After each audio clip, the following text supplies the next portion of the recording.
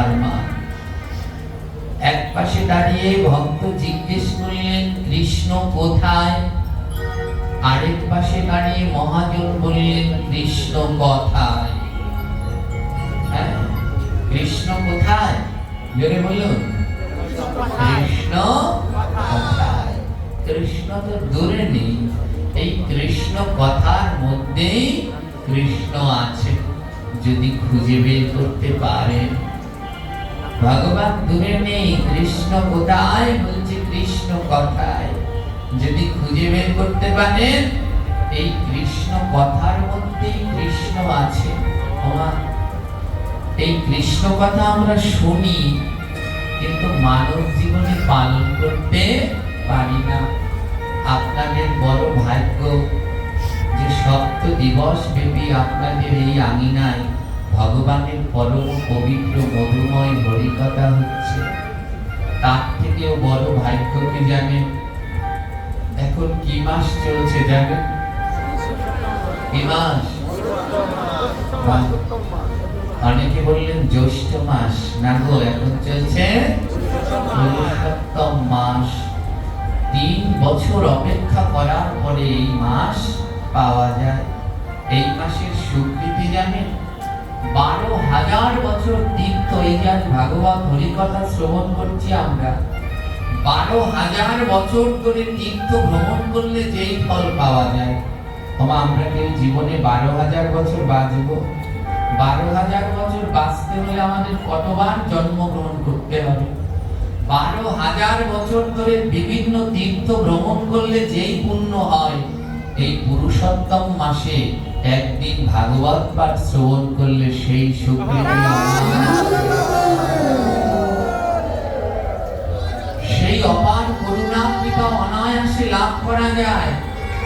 আর যারা যারা এই মহতি উদ্যোগ নিয়েছেন, আজ এই বাবা লোকনাথের তিরোধান উৎসব উপলক্ষে এই সপ্ত দিবস ব্যাপী ভগবানের পরম পবিত্র মধুময় হরিকথার আয়োজন। আর এই পুরুষোত্তম মাসে 7 দিন ধরে আপনারা এই হরিকথা শ্রবণ করবেন। 12,000 বছর ধরে তীর্থ ভ্রমণ করলে যেই পুণ্য, একদিন এই পুরুষোত্তম মাসে গোবিন্দের কথা বললে সেই স্বীকৃতি লাভ করা যায়। কত ভাগ্যবান মা! আর যে 7 জন ভাগবত বক্তা পাঠ করবেন, তার মধ্যে 6 জনই একেবারে শুদ্ধ, সাত্বিক, পরিপূর্ণ। 6 জন ভাগবত বক্তার ভিতরে কোনো ধরনের খুঁত নেই, কোনো ধরনের অপূর্ণতা নেই। শুধু 7 জনের ভিতরে একজনই অপূর্ণতায় এবং দোষে পরিপূর্ণ, সেইটাই হলাম এই অধম্মা। তাই আপনাদের এই 2 দিন যাবে বৃথা, কিন্তু আর 5 দিন যে 5 জন বক্তার মুখে আপনারা এই ভগবানের পরমামৃত কথা শ্রবণ করবেন, আমার দৃঢ় বিশ্বাস যদি এক মনে বাকি 5 জন বক্তার মুখে আপনারা এই হরিকথা শ্রবণ করেন, আমার মনে হয় পুরুষোত্তমের করুণা কৃপায় আপনারা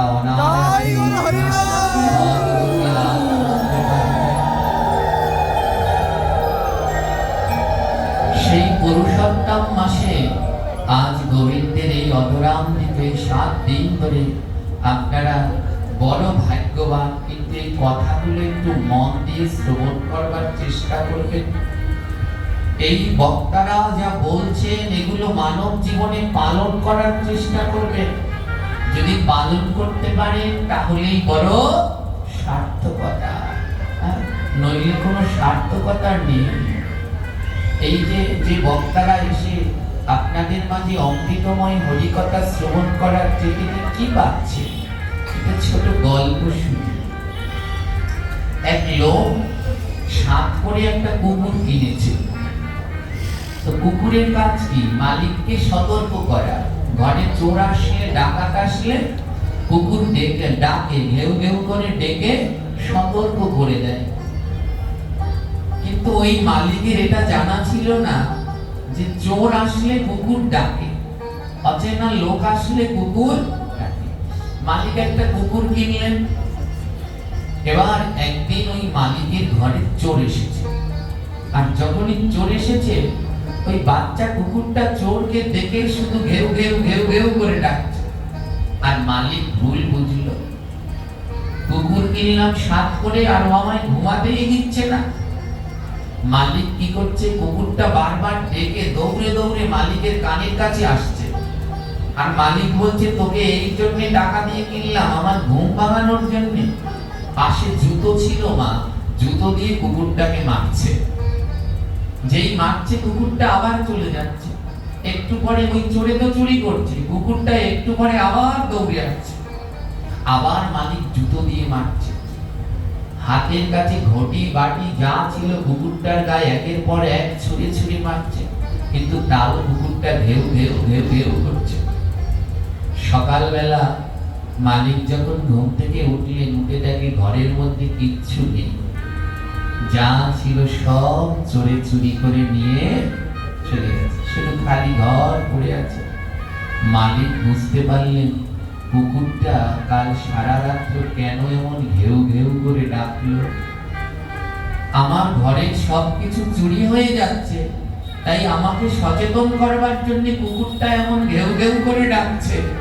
হে কৃষ্ণ ভক্তগণ, ওই কুকুর যেমন তার মালিককে সচেতন করবার জন্য ঘেউ ঘেউ করে ডাকছে, তদ্রূপ মহাজনগণ, শুদ্ধ মহাত্মাগণ, তারা কি বলছে, তারা কোনোদিন বলছে আমি বড় ভক্ত হতে চাই না, বৈষ্ণব দুয়ারে যদি হইতাম কুকুর, এটো দিয়া তরাইতে বৈষ্ণব ঠাকুর। তাই সেই মহাত্মাগণ, সেই ভাগবত বক্তাগণ বারবার তোমার কানে এসে, কানের কাছে এসে তাদের সেই কথামৃত কথা বলে তোমাকে ডাকছে। কুকুর যেমন তার মালিককে স্মরণ করিয়েছিল, মালিক তোমার চুরি হয়ে যাচ্ছে, আর এই 7 দিন ধরে ভাগবত বক্তাগণ আপনাদেরও তেমনি ডেকে ডেকে বলছে, হেজি তোমাদের চুরি হয়ে যাচ্ছে, তোমরা জাগো। তারা এই কথা দিয়ে আপনাদের জাগানোর চেষ্টা করছে, জেগে ওঠো, তোমাদের চুরি হয়ে যাচ্ছে। কি চুরি হচ্ছে? তোমাদের আয়ু চুরি হয়ে যাচ্ছে। তোমাদের এই দেহ ঘর থেকে দিন দিন চোর আয়ু চুরি করে নিয়ে যাচ্ছে।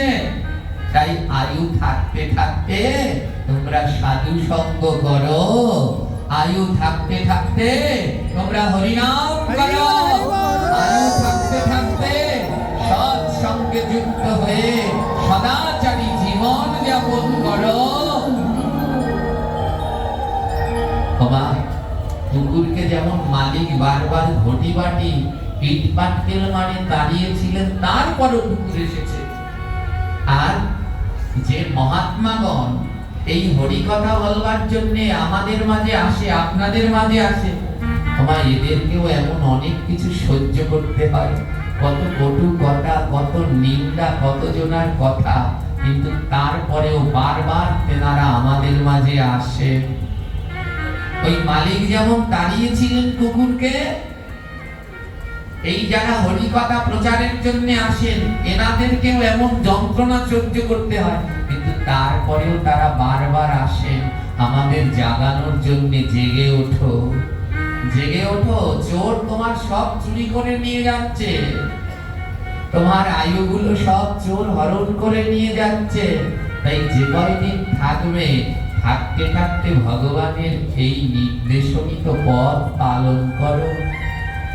আজ এই পরম পুরুষোত্তম মাস তোমার দেখতে দেখতে প্রায় শেষ হয়ে গেছে, আর অল্প কদিন আছে। আর কদিন আছে? আর 9 দিন আছে। 10 দিন না 9 দিন? 9 দিন আর আছে। এই পুরুষোত্তম মাসকে পাওয়ার জন্য আবার কতদিন অপেক্ষা করতে হবে? আবার 3টা বছর অপেক্ষা করলে পুরুষোত্তম মাস পালন করা যাবে। কারা কারা এই মাস পালন করছেন? কয়জন পালন করছেন? একটু হাত তুলুন তো, কে কে পালন করছেন দেখুন। এই সর্বনাশের মাথায় বাড়ি, কালীবাড়ির কানা কোনা সব ভরে গেছে, কিন্তু এত মহিমাপূর্ণ একটি মাস, সেই মাস পালন করতে হাত উঠেছে 10 থেকে 20 খানা। তাহলে এই ভাগবত শুনে লাভ আছে? ওই কুকুর যেমন ঘেউ ঘেউ করছে আর মালিক তাড়িয়ে দিচ্ছে, আমাদের অবস্থাও সেই ঠিক। বুঝতে পারলাম না, এত মহিমাপূর্ণ এই মাসটি আমরা বুঝতে পারলাম না মা। এই মাসকে পাওয়ার জন্য আবার 3টা বছর অপেক্ষা করতে হবে। দ্রৌপদীর নাম শুনেছেন? মহাভারতের দ্রৌপদী সব থেকে মহাভারতের দুঃখী চরিত্রের নাম বলতে পারে? মহাভারতের সব থেকে দুঃখী কে? দ্রৌপদী।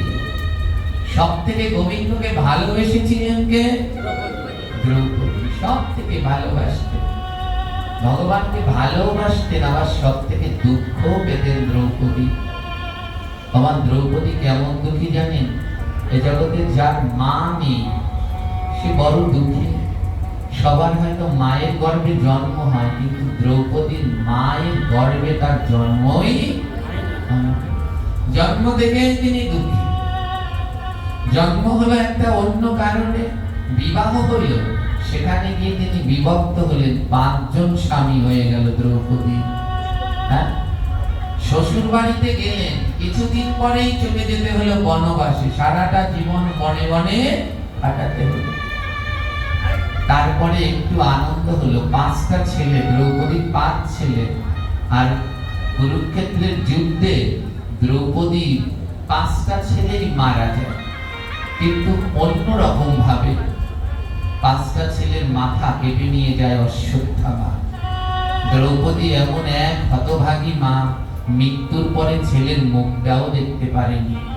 অশ্বত্থামা তার 5 ছেলের মাথা কেটে সমুদ্রের জলে ফেলে দিয়েছিল।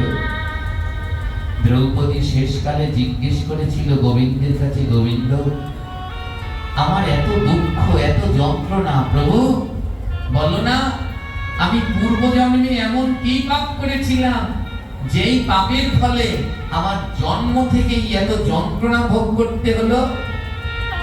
ভগবান দ্রৌপদীকে বললেন, দ্রৌপদী, তুমি পূর্ব জন্মে মেধা ঋষির কন্যা ছিলে, আর ঋষি দুর্বাসা সেই জন্মে তুমি তো ঋষি কন্যা। তোমাকে দুর্বাসা পরামর্শ দিয়েছিল, হে মেধা ঋষির কন্যা, তুমি পুরুষোত্তম মাস পালন করো। এই পুরুষোত্তম মাস আমাদের সকলের পালন করা একান্ত কর্তব্য। যারা 12 মাস ধরে তামসিক আহার করে, মাছ, মাংস, ডিম, পেঁয়াজ, রসুন খায়, অন্তত এই পুরুষোত্তম মাসের এই 1 মাস তাদের সাত্বিক আহার করতে হয়।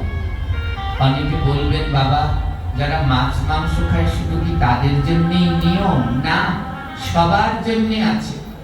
যারা মাছ মাংস খায় তাদের বললেন এই মাসে সাত্বিক আহার করো। যারা 12 মাস সাত্বিক আহার করে তাদের বললে এই মাসে গোবিন্দকে ভোগ দিয়ে প্রসাদ পাও। যারা 12 মাস গোবিন্দকে ভোগ দিয়ে প্রসাদ পায় তাদেরকে বললো এই মাসে তেল, মশলা, সমস্ত সুস্বাদু খাবার ত্যাগ করে একবেলা হবিষ্যান্নি প্রসাদ পাও। শুধু ভাববেন না যে আমরা মাছ মাংস খাই আমাদের সবার জন্য। যারা 12 মাস, অনেক সাধুরা আছে যারা 12 মাস হবিষ্যান্নি খায়, এনাদেরকে বললেন এ মাসে তোমরা হবিষ্যান্নিও খাবে না, 1 সিদ্ধও খাবে না। অনেক সাধু আছে না যারা 1 সিদ্ধ খায় 12 মাস, তাদেরকে বললেন এই পুরুষোত্তম মাসে 1 মাস ফল খেয়ে থাকবে। অনেক সাধু আছে যারা 12 মাস ফল খেয়ে কাটায়, তাদেরকে বললেন এই মাসে তোমরা শুধু জল খেয়ে থাকবে। এই নিয়ম শুধু আপনাদের একার জন্য নয়, সব সাধুদের জন্য। ধাপে ধাপে অনেক সাধু আছে যারা 12 মাস জল খেয়ে থাকে।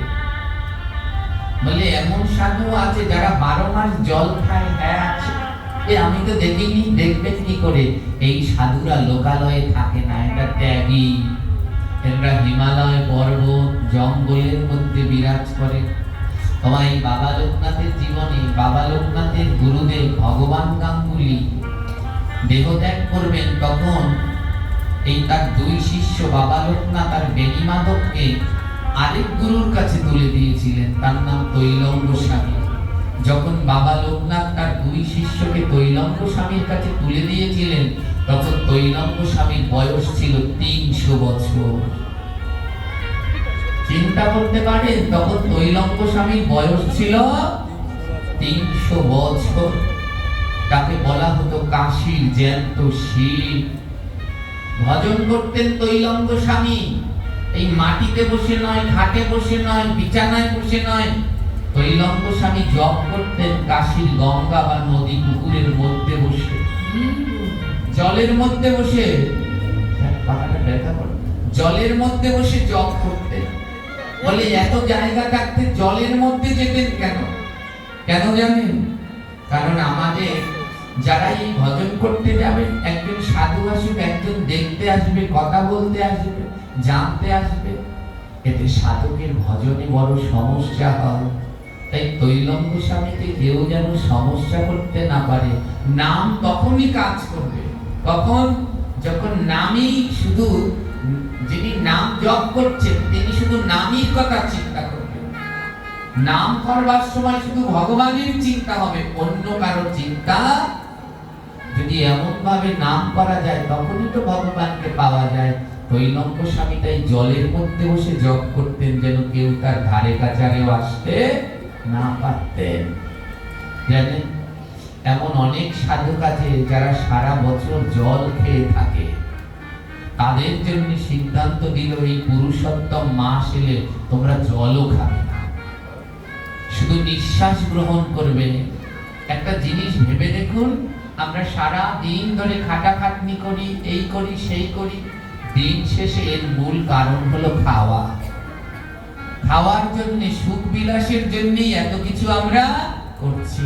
বলে যে জন্মে সাধকের ভিতরে আর খাওয়া দাওয়ার কোনো চিন্তা থাকবে না, শুধু গোবিন্দ চিন্তা থাকবে, এই কোন জন্মে সাধক ওই জল খাওয়ারও চিন্তা নেই, শুধু নিঃশ্বাস নিচ্ছে, নিঃশ্বাস নিচ্ছে, আমার বাঁচতে হবে।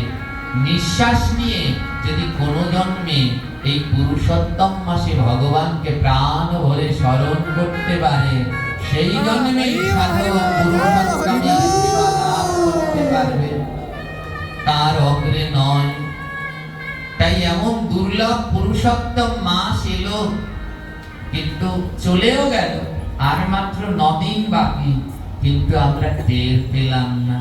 ওই যে কুকুর ঘেউ ঘেউ করলো, কিন্তু মালিক বুঝতে পারলো না। মালিক ভাবলো আমার ঘুমে সমস্যা করছে, আর পাঠকরা এসে চিল্লা পাল্লা করে বলে গেল, কিন্তু তোমরা কান খুললে না, তোমাদেরও অমনি হরণ হয়ে গেল।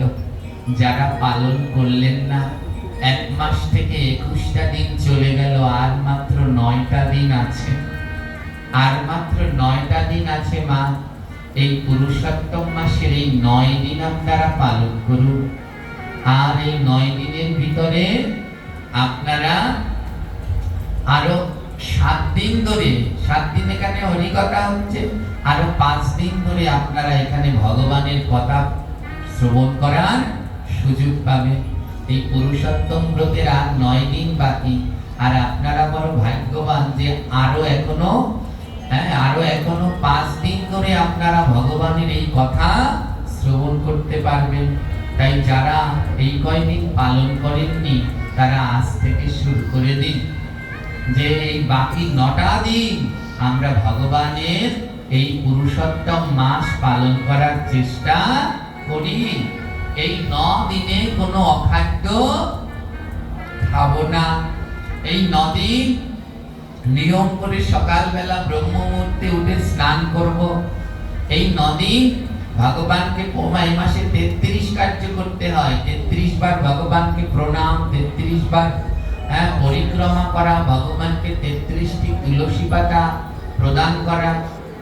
মনের ভিতরে সংকল্প করুন, এই পুরুষোত্তম মাসের আর 9 দিন বাকি, এই 9 দিন আর কিছু করি আর না করি, গুনে গুনে 33 বার গোবিন্দকে প্রণাম করব। যারা জপ করেন, মালার সংখ্যাটা বাড়ান, যে এই কয়দিন আমরা 33 মালা, 16 মালা থেকে 33 মালা পর্যন্ত একটু জপ করি। এই 9টা দিন অন্তত গোবিন্দের কাজে লাগান। আর যদি এত ভাগবত শ্রবণের পরেও যদি আমরা এই কার্য, এই ব্রত পালন করতে না পারি, তাহলে এই ভাগবত শ্রবণে শুধুই বিফল, কোনো কাজে লাগলো না। আমি বারবার একটা কথা বলি, ভাগবত পাঠ শুনলে কোনোদিন পাপ যায় না। অনেকেই মনে করেন একটু পাঠ শুনতে যাই, একটু কীর্তন শুনতে যাই, আমার পাপ যাবে। ভুল ধারণা। ভাগবত পাঠ শুনলে কোনোদিন পাপ যায় না। ভাগবত পাঠ শুনলে যদি পাপ যেত, একটা পাপীও থাকতো না বাংলাদেশে। ভাগবত পাঠ শুনলে তারই পাপ যাবে যিনি ভাগবত পাঠ শ্রবণ করে সেটা মানব জীবনে পালন করতে পারবে। আজ এই ভাগবত পাঠ শ্রবণ করার পরে যদি চেতনা হয় না, আমাদের এই মন্দিরে 5 দিন ভাগবত পাঠ হবে, পুরুষোত্তম মাস চলছে, এই 5 দিন আমরা গোবিন্দের সাত্বিক আহার করব, আর এই 5 দিন ভাগবত পাঠে যাব। এই 5 দিন গোবিন্দকে একটু তুলসী গাছের দীপ দেখাবো। বা দামোদর মাস যেমন পালন করে, এই পুরুষোত্তম মাস ঠিক একইভাবেই পালন করতে হয়। হ্যাঁ, এই গোবিন্দের অত্যন্ত কৃপার মাস। দ্রৌপদী জিজ্ঞেস করলেন, প্রভু আমার এত দুঃখের কারণ কি? ভগবান বললেন, পূর্ব জন্মে তুমি মেধা ঋষির কন্যা ছিল, দুর্বাসা তোমায় পরামর্শ দিয়েছিল পুরুষোত্তম মাস পালন করো, কিন্তু হে দ্রৌপদী, তুমি এই পুরুষোত্তম মাসকে মল মাস বলে ঘৃণা করেছো। আমাদের অনেকের মধ্যে এই ধারণা আছে, এই মাসকে বলে মল মাস। কি মাস বলে জানেন তো আপনারা? এই মাসকে মল মাস বলে ঘৃণা করেন, বলে এটা মল মাস, এই মাসে কোনো শুভ কাজ নেই, এই মাসে কোনো বিয়ে নেই। আচ্ছা, এই মাসে কোনো বিয়ে ছিল, গৃহ নির্মাণ নেই, এই মাসে কোনো ধরনের ব্যবসা বাণিজ্য শুরু করার তারিখ নেই, গৃহ নির্মাণ নেই, কোনো কিছু নেই, তাই এই মাস অশুভ। মোটেই না। কর্ম 2 প্রকারের হয়, সকাম কর্ম, নিষ্কাম কর্ম। বিয়ে চুড়ো, ঘর বাড়ি বানানো, এগুলো সকাম কর্ম, সময় নষ্ট। সাধকদের কাছে এগুলো সময় নষ্ট ছাড়া আর কিছুই না। কত লক্ষ লক্ষ টাকা দিয়ে ঘর বাড়ি তৈরি করতে করতে বছরের পর বছর কেটে গেল, কিন্তু দেহ থেকে প্রাণ পাখি চলে গেলে ওই ঘরে আর তোমার কোনো ঠাঁই নেই। এই মাসে কেন গৃহ নির্মাণ নেই? এই মাসে কেন বিবাহ নেই? বলে এগুলো করে এই এমন ভজনের মাস, সময় নষ্ট করো না।